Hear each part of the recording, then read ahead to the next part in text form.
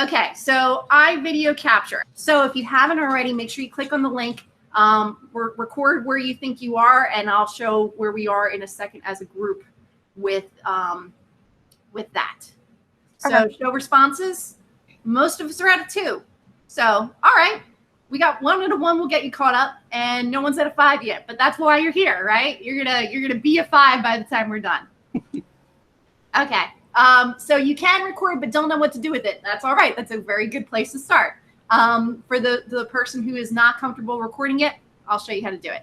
While we're here, though, in the chat window, just reply if you're an iPhone user or Android or just don't have a phone. So give me iPhone, Android, or no phone in the chat window, please.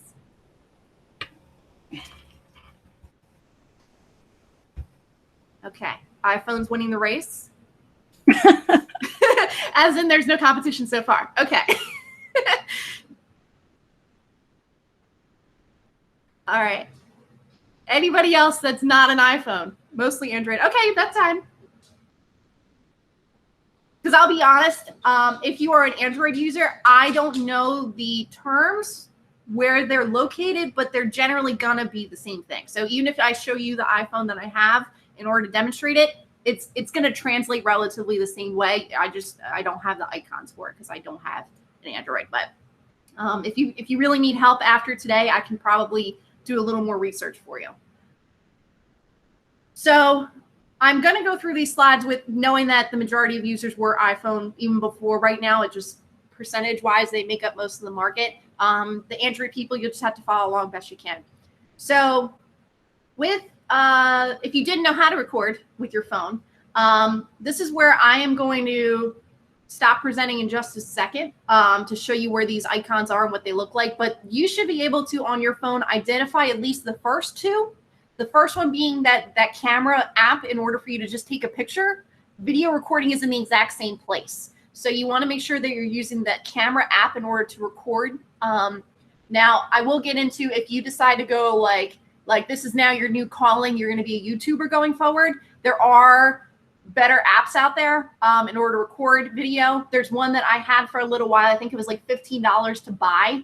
And then you can adjust like camera color and other settings within it, exposure and stuff like that. So if you're more of a camera fanatic, you can do those tools. And like I said, I think that app was about 15 bucks. If somebody wants that, I can let you know. And I know that it does work for Android too. But if you're just getting started, the regular, and even if you're not getting started, if that's just, this is the method you decide to go with. I myself use the camera app all the time. So that's where you would get going. Where your clips go after that is the next icon over in your Photos app. So it's kind of like that little colorful flower. And that's where you would do your most basic trimming. So if you hit record and you went and, set yourself up, maybe you took a couple takes and there's really, or maybe you forgot to hit stop or you just want to trim it up a little. That's where that most basic trimming can be done without getting into the video editing side. So then you could keep the best part, if you could keep the middle of whatever that looks like. Once you get beyond that, and that's kind of what this workshop is going to end up turning into, you're going to get into what we call post-production. If you didn't know that this was going to be a vocabulary lesson, welcome. So post-production is going to be a word that we're going to use. Non-linear editing is another word. So post-production is the production that comes in post, right?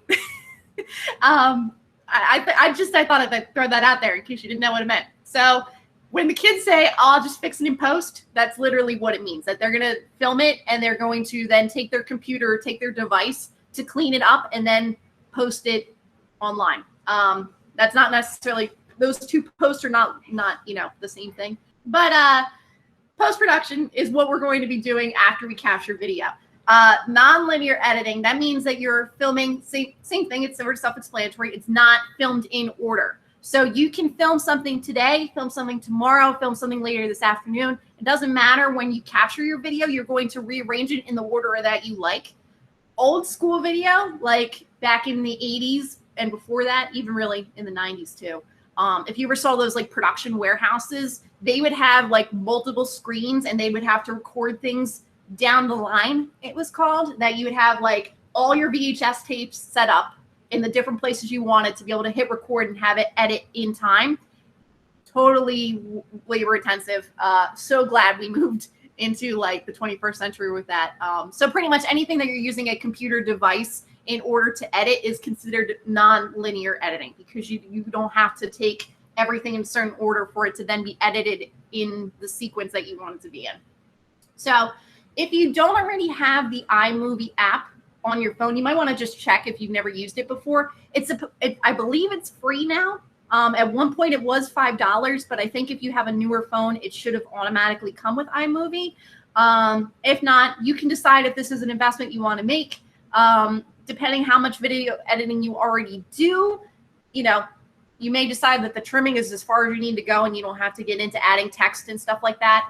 I will say though, there's definitely some feature differences with the iPhone version of iMovie compared to the one that you may have on your computer.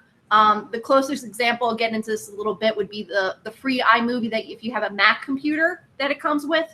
Or I did double check. I'm not a PC person, but I guess Windows Movie Maker 10 is the current version of Windows Movie Maker. And same thing, like they're going to be way more advanced because they're on a computer. They can handle those kind of, you know, more intensive demands of video editing compared to what's going to be on your phone. So keep that in mind, that what I'm showing you on your phone is very limited. And Bentley decided he needed to show me his blue toy right now. So, okay. Thanks, Ben. So at this point, I'm going to stop sharing this screen in order to bring up the next one on my actual phone. So give me 1 second while I transition. And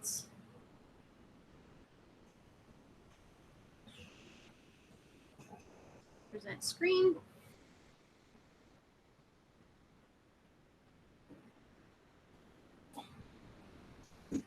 Okay. So now you should see my phone.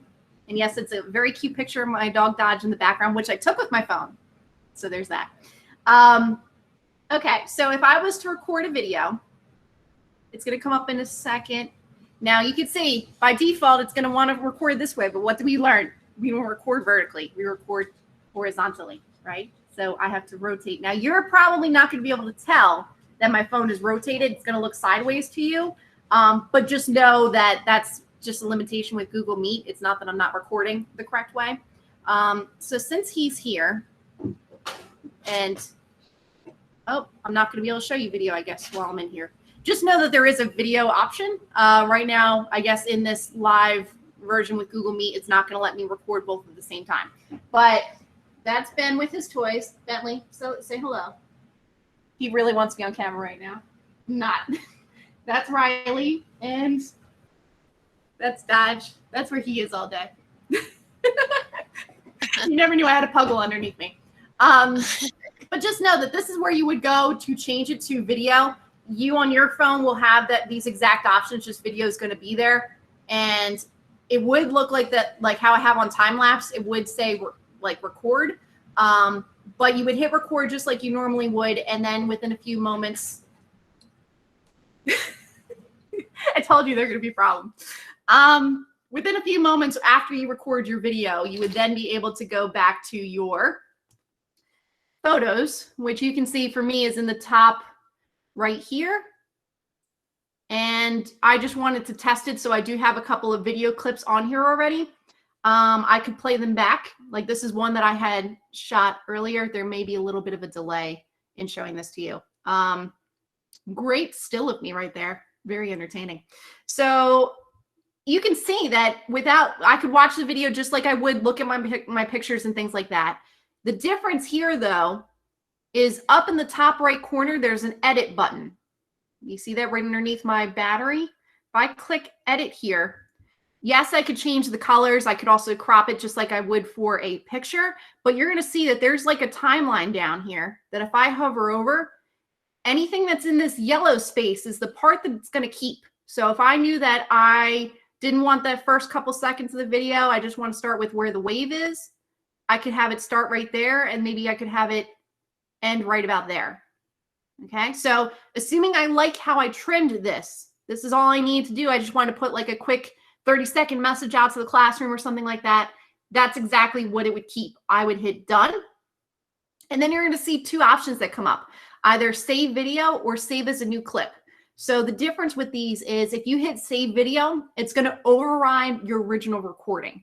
So as long as you're okay with that, maybe you took several clips, like you recorded several times, you only want to know like you're done with, you want to trash the other ones, then you could hit save video and it's going to essentially delete the original one to replace it with this one. If you want to save it as a new clip, you could do that and it'll still keep your original available to you, but now you'll have this trimmed up version that you can share or post or whatever it is you might like to do that way. Does anyone have questions about how we record video or trim it in photos before I keep going? Feel free to yourself. Yes. Right. It's Christine. So you hit edit when you were on the video on your phone, and then when you kind of touch the left bar, that makes it yellow, and the yellow is the part you're keeping. Exactly. Okay. I just want to make sure I got that. Yes. So if I were to go back to it, like maybe this is a pretty short video to begin with, but maybe I only wanted to start right about here. You can sort of see, if I keep my thumb on it, maybe. Part of it's delayed. You see how now it says it's 17 seconds long? So that's the 17 seconds that would be kept. And the beginning part would not be in there anymore. Okay, perfect. Thanks. And you could get fancy and put like different filters on it if you wanted to, just like you would a picture, and do those sorts of things. I'm going to hit done. And in this case, I'm going to save it as a new video clip. And now if I go back into my photos, you're going to see right next to it, it's a little hard to tell because it's so similar, but there's one clip that's 37 seconds long, and there's one clip that's 20 seconds long. So that would be maybe the one that I would want to use, my trimmed up version, to post somewhere compared to the full length version that I recorded. You know, you're going to decide what makes most sense for your classroom, especially once we have a little more guidance of how much of it we're doing hybrid versus how much remote versus, you know, all the factors that they're still trying to iron out. But maybe you might want to record 5, you know, little video not lessons per se, but maybe just greetings for the week. And you want to just sit down in front of your computer, record those 5 little things all in one shot, trim them all up so you have your Monday through Friday available to you. And then from there, you could just post the ones you need to post.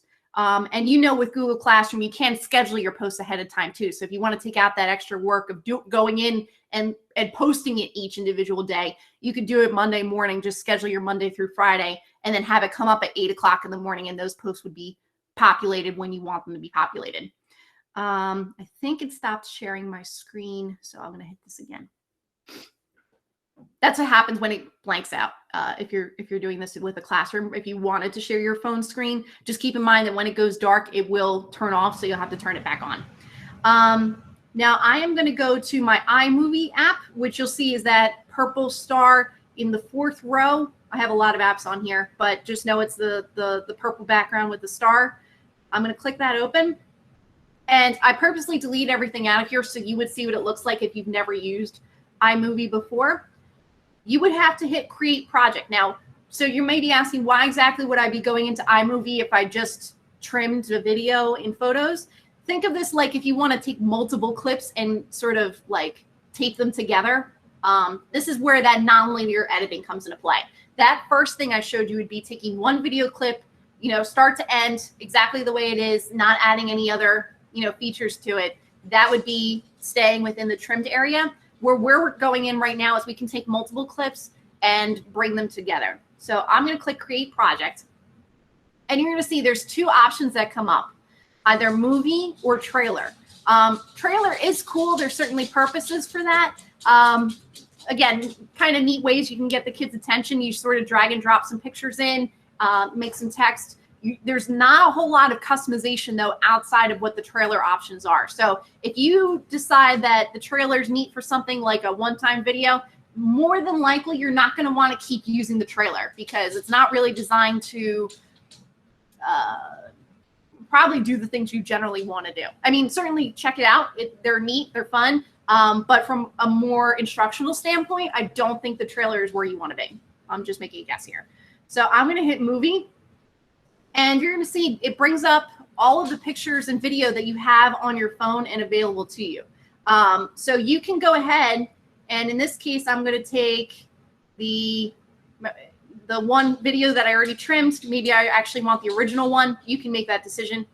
Then I took a couple other video clips, and all I have to do is go ahead and hit select, and you'll see these little blue check boxes come up. These are letting me know all the clips that I'm going to be taking into this particular project. Let's say I want some cute doggy pictures, so I'm going to bring some of them in. Okay, more doggy pictures. So you can see at the bottom of my screen when it updates, I have 7 total items that I'm about to bring in to this project. If I were to uncheck a couple, it will update that now since it's only bringing in 6. You technically could go ahead and bring some in and realize, oh, you know what, maybe I wanted to bring some other stuff in. It's not like you're stuck definitely using these pictures, or, you know, you won't be able to bring anything else in. But this is kind of where you're getting started. Once you have everything you want to bring in, though, you're going to hit Create Movie in that bottom row, that blue text right there. And depending how many clips you're bringing in, and, you know, the speed of your phone and things like that, that's going to depend how long it takes for that phone to render. In that case, you saw that it was less than 4 seconds. So it's not like it's a ridiculous amount of time. If you sat there and filmed an entire kids concert for 20 minutes, that's going to take longer. So by default, you'll see in between my clips, there's these little sort of sideways hourglass kind of things. These are called transitions. And transitions, that's a universal term no matter what editing software you use. And in this case, you can sort of see that at the end of this clip where I'm talking, it crossfades. So it brings out, it takes out the original video and starts to bring in the new video before it's all the way in. There's different kinds of transitions depending on what sort of feel you want to go for. Crossfade or dissolve, that's the same word. You can slide it, and you'll see that it'll actually shift it out of the way. It's a little delayed, but if you look on my screen, you'll see that it kind of wipes it out of the way before it takes over. You also could decide you don't want any transition, that you just wanted what we call in the biz hard cuts. So it would just go from one clip to another clip with no sort of fade or transition in between. There's nothing wrong with that. In some cases, people might overuse transitions. So it might be better to stick with hard cuts in some of these situations. You go ahead and hard cut. Maybe once that part is done, I transition into Dodger's face, and then Riley's face, and then Benny's face. Now, there are some options in here. Like, let's say at the beginning of this clip, I want to add text, because maybe this is my intro video for the first week of school, and I wanted to have the kids, you know, put a name to a face type of thing. When I click the T down in the bottom row, so there's a T right there for text. There are some pre-made options that you can use, like this one. Now, keep in mind, though, because it's limited to your phone, you can't really do much in moving its location, because it's really not, it's not meant to be a high quality video editor. If you don't like where it's landing, you probably don't want to use that text. Okay. So I want it to be lower. And if I type right in there, Mrs. Done. Okay. So you can see by choosing center or lower, that's the only 2 positions of places where those text options can go.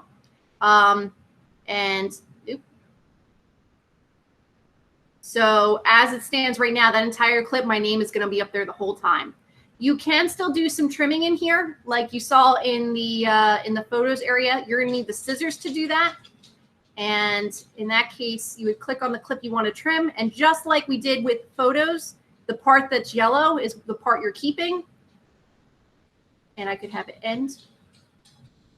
Now, let's say you had a really good beginning and a really good ending, but you messed up in the middle. You can do that with the iMovie feature. You would not be able to do that with the photos part. So you would have to be on the scissors, and you would need to split it. So now I could keep the ending, and I would be able to keep the beginning, and the middle part where I messed up, is no longer going to be in there. It's just going to go from what cut to the next cut. And that would be my video. Now, I'm not going to get too far into export options today because I just think that that's going to be too much for one session with the things I still want to cover. But do know that when it's in project mode, only you on your phone can see it until you actually share it. So that's an important thing to know, that just because you made the video, there's no way for the kids to do anything or be able to view it until you go through the last step. I'm going to hit done. And you're going to see that in this case, I have a couple of buttons down at the bottom.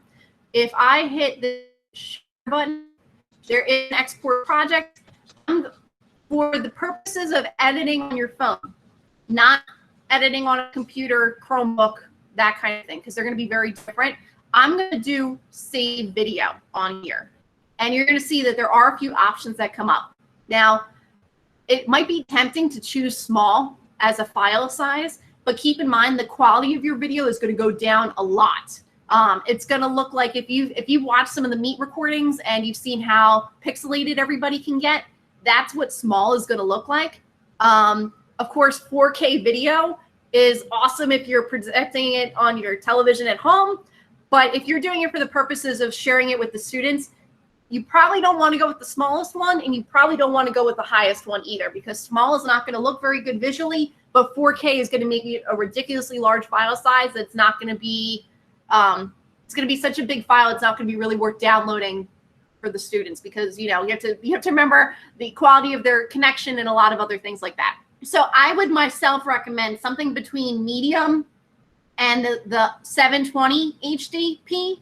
1080, again, is kind of a large file size. If there's a reason for it, like you really wanted to show something high quality, maybe it's for yourself, not necessarily for the kids to share. I think you're probably better off somewhere between choosing the medium and the high def. If I had to choose one, I myself would go with the high def, the 720.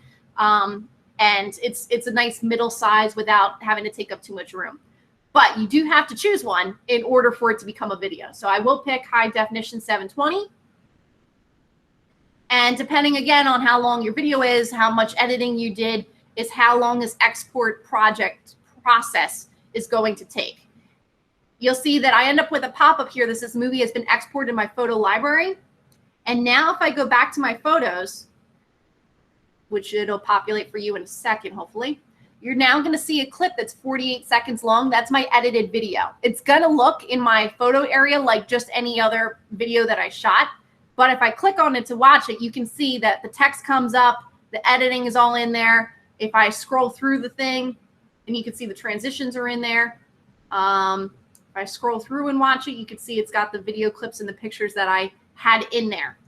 So that point, you would then decide if you want to upload it to your Google Classroom, Google Drive, add it on YouTube, whatever places you may want it to go. But it is in your photo library for you to be able to access it.